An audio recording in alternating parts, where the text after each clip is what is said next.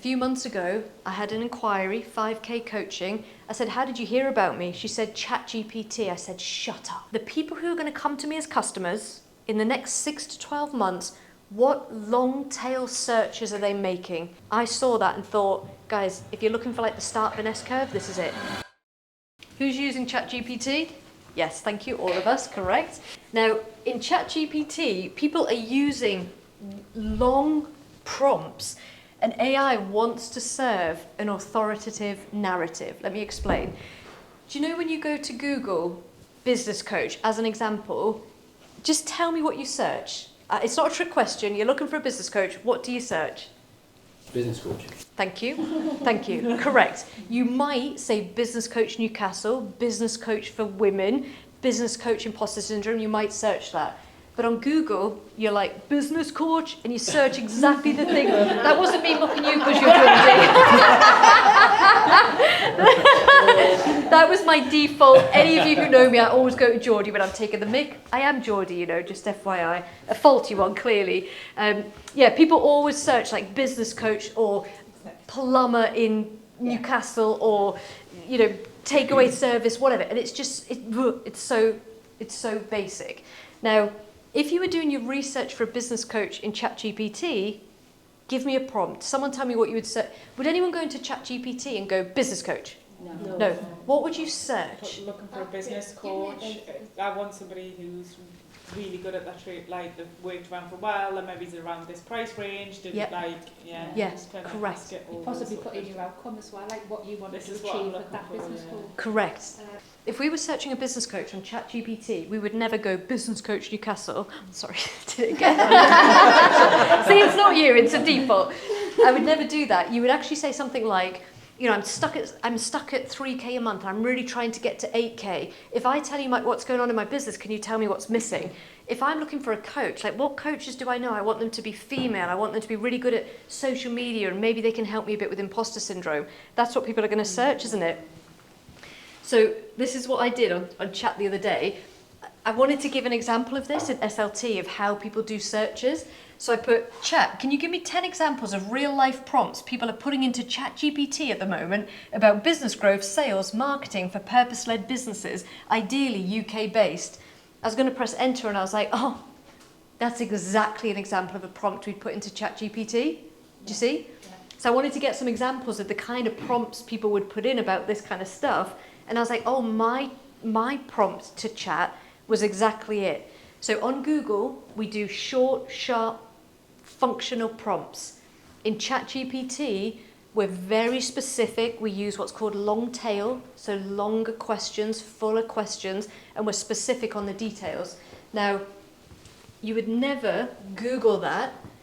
So think about the prompts that you're making on ChatGPT. Aren't they long? That's how long they are. Now, here's the golden question. What content are you making so that you start to appear in the prompt responses? A few months ago, I had an inquiry, 5K coaching. I said, how did you hear about me? She said, Chat GPT. I said, shut up. You heard about me from Chat GPT. She said, yeah, if you search best UK business coach female, you come up. Yeah, and when I got over that fact, I was like, whoa, oh, of course. All of my content is about business coaching, and like all of the content serves into the narrative of what chat is trying to serve up. And so I searched myself on ChatGPT. I searched best UK online business coaches female, and I came up and I said, I didn't say what data did you use. This is what was interesting. Underneath my name, it said Lisa is a leading UK business coach focused on sales and marketing. She advocates for long format content, this, that, and the other. She's written a best-selling book. She's done 7 figures in sales, vum, vum, vum. Now, let's just think. This is going to be tricky for you. Where do you think ChatGPT got that intel? Let's think really hard. Where do you think it got that intel? Right, bang, on the homepage. Bang. Told chat, told Google, told the world, show people who you are. The thing I want you to take away from today and do this work on is, this sounds funny, but forget your followers, forget them. and forget the people who've been following you for years. It sounds awful, just forget them for a second. Your brand content is taking care of them, okay? Even your sales content is taking care of them. Think, the people who are going to come to me as customers in the next 6 to 12 months, what long tail searches are they making? What questions are they asking? What are they deliberating about? The more specific, the better. Try and come up with 10 different questions you think they're going to ask. There's your next 10 YouTube videos. And I'm going to go further. If it's not YouTube, it's a write-up. If it's not a write-up, it's masterclasses or whatever. Have you seen this on Instagram?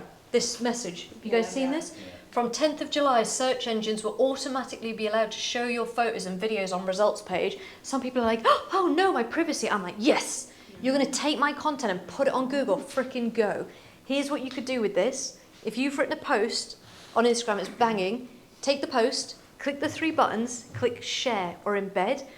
Embed that post into a blog and then expand on it. And then you're like encouraging like an ecosystem. You know, a website is a web. The more connections coming in and the more connections going out, the more Google goes, aha, this is part of the ecosystem and it's useful. In and out to Instagram and, you know, YouTube, especially because Google owns YouTube. Get videos on there, embed them, links everywhere, yes. When we produce the videos, Chris is editing them now and I'm so grateful, thank you. When we produce the videos, when Chris first started making the videos, I said, Chris, can you send me the transcript? Have you ever had that request? No. Yeah, send me the transcript. Because with the transcript, what I do is I upload it into Chat GPT and I say, Chat GPT, give me the timestamps of this video and the key topics covered in this video. Wow. I know. Imagine, I'm a genius.